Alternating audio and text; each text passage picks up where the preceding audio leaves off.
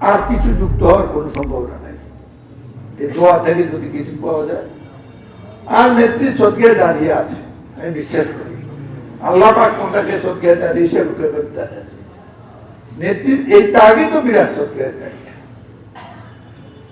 যিনি যার এই তাগ দেশকে একটি নির্বাচনের পথে নিয়ে এসেছে।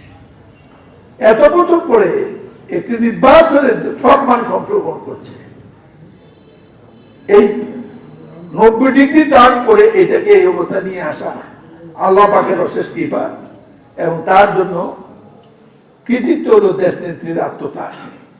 সেই জন্য দোয়া করবেন। আমি এখানে আপনাদের কাছে দুটা কথা বলবো বেয়াদবির মামলা। এখন নির্বাচনের কথা বলা ঠিক না। আইন করছে যে আমরা নাকি 21 দিন খালি নির্বাচনের কথা করতে পারবো, 21 দিনে যে যা আহরণ করেন। নির্বাচনের পরে 3 কোটি টাকা আত্মসাতের অভিযোগে, কার টাকা? 2 কোটি, নিজের পারিবারিক চ্যারিটি, নামে চ্যারিটি, অর্থাৎ আল্লাহর ওয়াস্তে এটা টাকা নাকি আত্মসাৎ করেছে।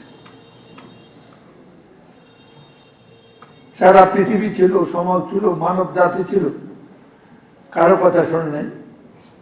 এই মামলা সাজা দিলেন, এবং সাজা আপিল করার পরে 3 মাসেরও কম সময়ে আবার বাড়িয়ে দিল হাইকোর্টে। কি সুন্দর বিচিত্র দেশ, কি বিচার ব্যবস্থা! তাই বলি, বিচারপতি তোমার বিচার করবে যারা, আজ জেগেছে এই জনতা। এই 3টি মামলায় যে সময় তার দেশে বিদেশে মুক্ত চিকিৎসার প্রয়োজন ছিল, যে সময় প্রতিনিয়ত ছেলে সন্তান নাতন নাতনিদের পাশে পাওয়ার কথা ছিল, একটি বারের জন্য কোনো সন্তানকে নাতি নাতনিকে দেখতে পারে নাই, মধ্যে দিয়ে আপন ছেলেকে হারিয়েছেন, তাও বিনা চিকিৎসায় মৃত্যু হয়েছে করতে হবে। যে কোনো ব্যক্তির জন্য আপন সন্তানের লাশ বহন করার চেয়ে কঠিন কাজ পৃথিবীতে নাই। একবার বিচলিত হন, একবার অভিযোগ করেন। তারেক রহমানকে যখন নির্যাতন করে, সেই ভয়াবহ নির্যাতন চিত্র দেশনেত্রী বেগম খালেদা জিয়া জানতেন, কারো কাছে মাথা নত করেন নাই, কাউকে দেখিয়ে চোখের পানিও ফেলেন।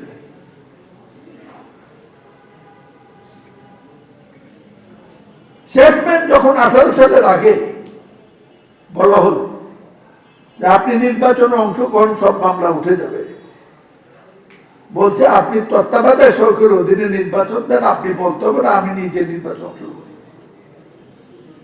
তাহলে আপনার নামে মামলা হবে, জেলে যাবেন, আমি রেডি আছি। একমাত্র মহিলা উপদেশ দেশের মধ্যে যিনি যে গাড়িতে করে জেলে ঢুকেছেন, কোর্ট থেকে বিচারপতির দিকে তাকানো নাই, যাওয়ার পথে মির্জা ফখরুলকে একটা নির্দেশ দিয়ে গেছে।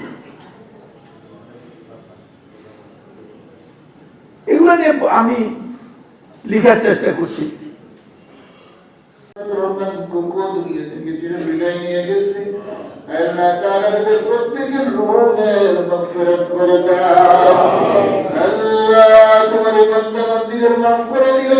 তোমার খুলস হবে না রে আল্লাহ, আল্লাহ তাদেরকে শাস্তি দিলে তোমার কোনো লাভ হবে না রে আল্লাহ। আল্লাহ আল্লাহ তাদের বংশধর তারেক রহমান তিনি তোদের হায়াতে দৈবারে সৃষ্টি আল্লাহ তাআলা দেশের জন্য, জনগণের জন্য, আল্লাহ বাংলার মানুষের জন্য, আল্লাহ জনগণের মুরুক্কার বেশি বেশি করে তৌফিক তাদেরকে নসিব করে।